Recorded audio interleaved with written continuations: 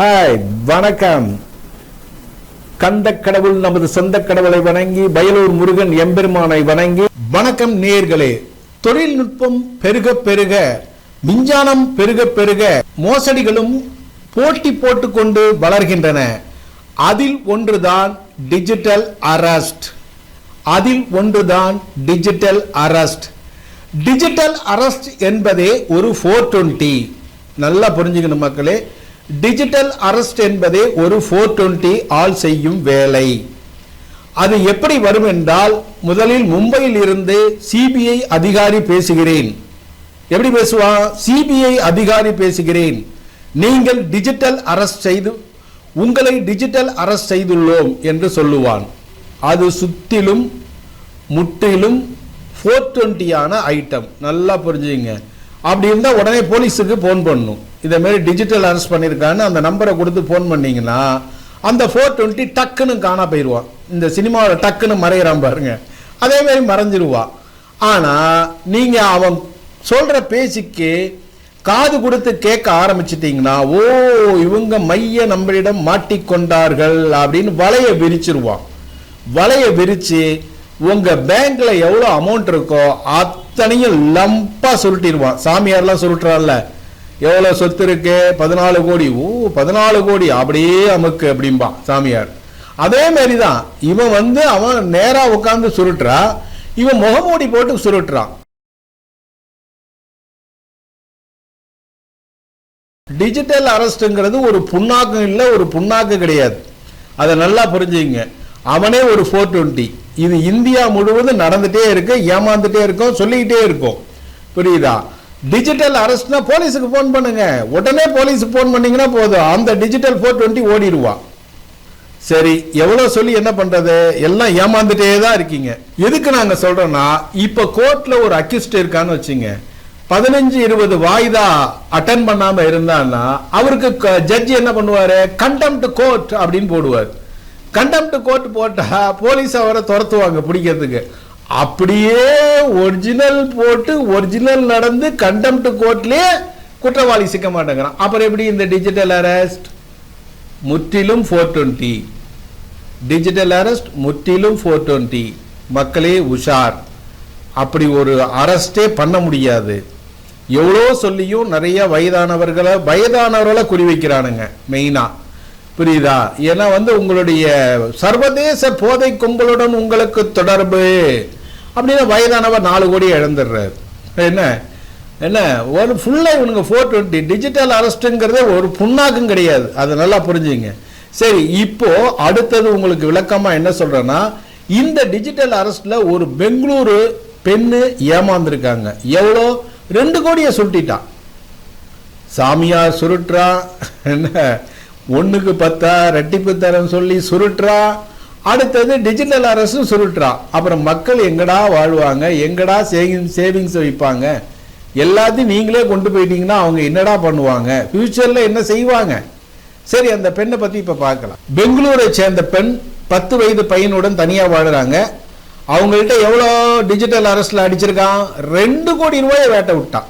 2 கோடியை வேட்டை விட்டான். எப்படி நடந்ததுன்னு பார்க்கலாம்.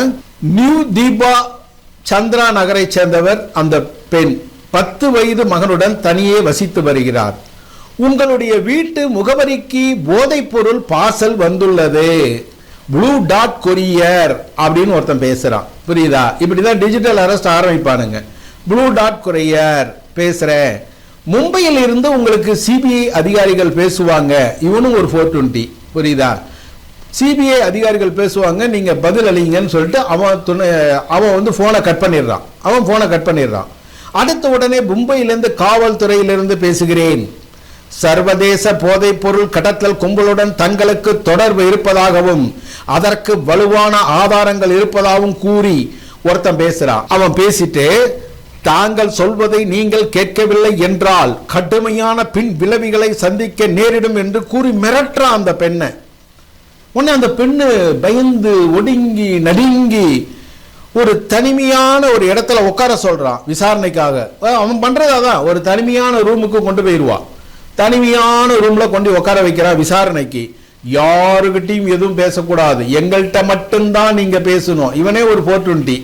இவன் அந்த பொண்ணை மிரட்டுறான் பாருங்க, மடக்கிறான் பாருங்க.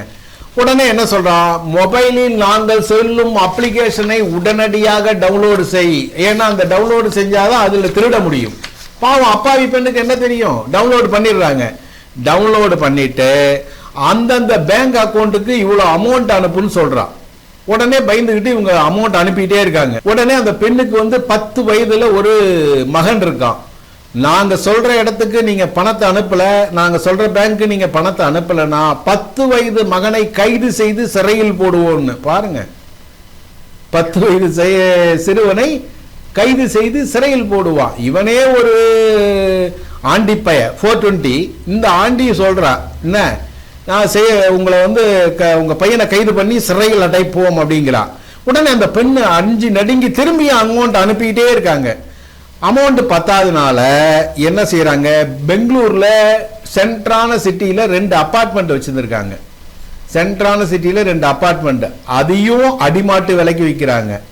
அதுக்கப்புறம் அதே இடத்துல மாலூர் அப்படிங்கிற இடத்துல 2 பிளாட் வச்சிருந்திருக்காங்க, அதையும் அடிமாட்டு விலைக்கு விற்கிறாங்க. விச்சு எல்லா பணத்தையும் டிரான்ஸ்பர் பண்ணிக்கிட்டே இருக்காங்க. யாருக்கு, டிஜிட்டல் அரெஸ்ட் 420க்கு பணத்தை அனுப்பிக்கிட்டே இருக்காங்க. அவனும் பணத்தை வாங்கி உள்ள போட்டுட்டே இருக்கான். ஒரு கட்டத்துக்கு மேல இவங்கள்ட்ட பணம் இல்லைன்னு அவன் தெரிஞ்சுட்டான். இதுல இந்த அம்மா பேங்க்லயும் கடன் வாங்கியிருக்கு. பேங்க்ல எங்கெங்க கடன் வாங்கியிருக்கு பாருங்க. பெங்களூர் சென்ட்ரல் சிட்டியில 2 பிளாட் ஹவுஸ் போச்சா. அடுத்தது மாலூர்ல 2 பிளாட், ரொம்ப மெயின், எல்லாம் அடிமாட்டு ரேடு. இதுவும் பத்தாம பேங்க்லயும் லோன் வாங்கியிருக்கா இந்த அம்மா. எதுக்கு, இந்த டிஜிட்டல் அரெஸ்டுக்கு. வாங்கி 6 மாசத்துல இந்த மோசடி கும்பல் 2 கோடி ரூபாயை சுருட்டி இருக்கானுங்க. நல்லா கேட்டுங்க, 6 மாசத்துல தவணையா 2 கோடி ரூபாய் சுருட்டி இருக்காங்க. அந்த சாமியார் லண்டன் தம்பதியை 14 கோடி சுருட்டின மாதிரி இவங்க 2 கோடியை சுருட்டி இருக்கானுங்க. சுருட்டிட்டு உங்களுக்கு கேஸ் ப்ரூஃப் செய்யப்பட்டு விட்டது, நீங்கள் குற்றவாளி இல்லை, அருகில் உள்ள போலீஸ் ஸ்டேஷனில் போய் நாங்கள் அனுப்பியுள்ள கடிதத்தை வாங்கிக் கொள்ளுங்கள்னு சொல்லிட்டு போன துண்டிச்சுட்டான். அவ்வளவுதான், அவன் வேலை முடிஞ்சுதா. பணத்தை வேட்ட விட்டான், ஏப்பம் விட்டான், துண்டிச்சுட்டான், வேலை முடிஞ்சுது. இந்த பொண்ணு உண்மைன்னு நம்பி அந்த பக்கத்தால இருக்க போலீஸ் ஸ்டேஷன்ல போய் இதை மாரி நான் குற்றமற்றவன்னு சர்டிபிகேட் வந்திருக்கு, அதை கொடுங்கன்னு கேட்டிருக்காங்க, சைன் பண்ணி வாங்கிக்கிறேன்னு. அப்படி ஒன்றும் வரவே இல்லையே அப்படின்னு உடனே அப்பதான் இந்த பொண்ணுக்கு தெரிஞ்சிருக்கு நம்ம ஏமாந்துட்டோம் அப்படின்ட்டு. உடனே அதே ஸ்டேஷன்லயே கம்ப்ளைண்ட்டையும் கொடுத்துருக்காங்க. கம்ப்ளைண்ட் கொடுத்து அவன் மேல ஆக்ஷன் எடுக்க சொல்லுங்க. எங்க போய் எந்த கம்ப்ளைண்ட், இவன் எங்க நைஜீரியால இருக்கானா, இவன் வேற எங்க கனடால இருக்கானா, இல்ல அமெரிக்காவில் ஒரு பொந்துல உட்கார்ந்து இருக்கானா, இல்ல ஏதாவது குகையில உட்கார்ந்து இருக்கானா, யாருக்கு தெரியும். எங்கேயோ ஒரு மூலையில உட்கார்ந்து இந்த வேலையை பண்ணிட்டு இருக்கானுங்க. புரியுதாமா? அதனால டிஜிட்டல் அரெஸ்ட் என்பது ஒரு 420. டிஜிட்டல் அரெஸ்ட் என்பது ஒரு 420. டிஜிட்டல் அரெஸ்ட் அப்படின்னு சொன்னாலே உடனே பக்கத்தால போலீஸ் ஸ்டேஷனுக்கு போன் பண்ணுங்க, போலீஸ் உடனடியாக வந்துருவாங்க. இல்ல சைபர் கிரைம் போன் பண்ணுங்க, சைபர் கிரைம்ல கம்ப்ளைண்ட் கொடுங்க, உடனடியாக ஆக்ஷன் எடுத்துருவாங்க. ஏன்னா பணத்தை இழக்கிறதுக்கு முன்னாடி, பணம் இழந்தா போலீஸ் தான் என்ன பண்ணுவாங்க. எத்தனை கேஸ் வந்துட்டு இருக்கு, என்ன பண்ண முடியும். அவன் இங்க இருந்தா அரெஸ்ட் பண்ணிடலாம், அவன் நைஜீரியால இருந்தானா எங்க போய் அரெஸ்ட் பண்றது. இதுக்குன்னே ஒரு கூட்டம் உட்கார்ந்து இருக்கான், கொள்ளையடிக்கிறதுக்குன்னே ஒரு கூட்டம் உட்கார்ந்து இருக்கான். எம்ஜிஆர் சொன்னவை, திருடனாய் பார்த்து திருந்தாவிட்டால் திருட்டை ஒழிக்க முடியாது. அதே மாதிரிதான் இதுக்குன்னே ஒரு கூட்டம் உட்கார்ந்து இருக்கான். இதுக்கு பேங்க் அக்கௌண்ட் கொடுக்கறதுக்கு நம்பூர்ல இருக்கான். அவன் அரெஸ்ட் பண்ணி போட்டு என்ன பண்றது, அவன் 10-5க்கு அல்லாடிட்டு இருக்கான். அவனுக்கு தெரியாதா, தெரிஞ்சே கொடுக்கறானா தெரியல. கொடுக்குற அமௌண்ட்டுக்கு ஒரு 5000 10,000 தூக்கி போட்டு நாய்க்கு ரொட்டி துண்டு போற மாதிரி போட்டு லம்ப் அமௌண்ட் அவன் அடிச்சுட்டு போயிடறான் நைஜீரியாவுக்கு. புரியுதா? அதனால டிஜிட்டல் அரெஸ்ட் என்பதே ஒரு 420 ஐட்டம். அப்படி உங்களுக்கு யாருக்காவது போன் பண்ணி தனி அறைக்கு போனா அவனை தனி அறையில நீங்க தள்ளிடலாம். போலீஸுக்கு போன் பண்ணாதான் அவனை தனி அறையில நீங்க தள்ள முடியும். இல்லைன்னா உங்க பணம் பூரா போய் நீங்க வெத்து ஆளாகி வெத்து பேப்பரா ஆக வேண்டியதான்.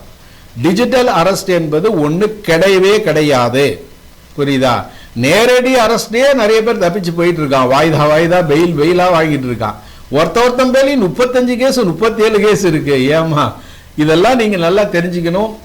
அதனால எதிர்வரும் காலங்களில் டிஜிட்டல் அரெஸ்ட், ஏன்னா வயதான தம்பதிகள், மீடியமான ஆளு, இவங்களதான் அவனுங்க குறி வைக்கிறானுங்க. குறி வச்சு அவனுக்கு சில பாயிண்ட் வச்சிருக்கானுங்க. நீங்க அதுக்கெல்லாம் மயங்கிட்டீங்கன்னா வலையை விரிச்சிருவான். ஓ, இவங்க நமக்கு செட் ஆயிட்டாங்க, ஃபுல்லா சுரண்டிடலாம், சுரண்டுன்னு சுரண்டிடுவான். ஒண்ணுமே இருக்காது. பேங்க்ல ஒரு சைபர் தான் இருக்கும், முட்டை தான் இருக்கும். அவ்வளோ பணத்தையும் சுரண்டிடுவானுங்க. கேர்ஃபுல்லா இருங்க ஜனங்களே. டிஜிட்டல் அரெஸ்ட் என்பது ஒண்ணு கிடையவே கிடையாது. போதைப் பொருளுக்கும் உங்களுக்கும் சம்பந்தமே இல்லை. போதைப் பொருள் கடத்தவன் பூரா பெயில்ல இருக்கா. அதனால போதைப் பொருள்ங்கிற ஒண்ணு சம்பந்தமே கிடையாது. இதை கண்டு யாரும் பயப்படவோ அச்சப்படவோ கூடாது.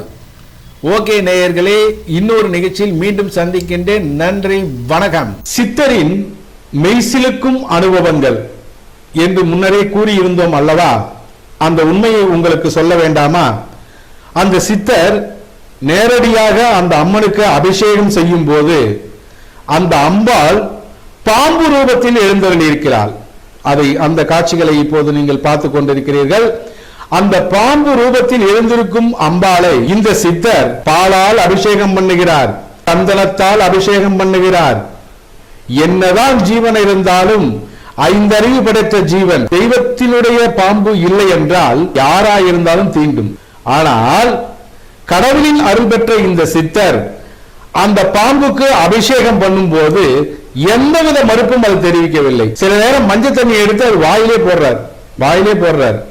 இதெல்லாம் பார்க்க ரொம்ப மெய்சிலிருக்கும் அனுபவமா இருக்கு.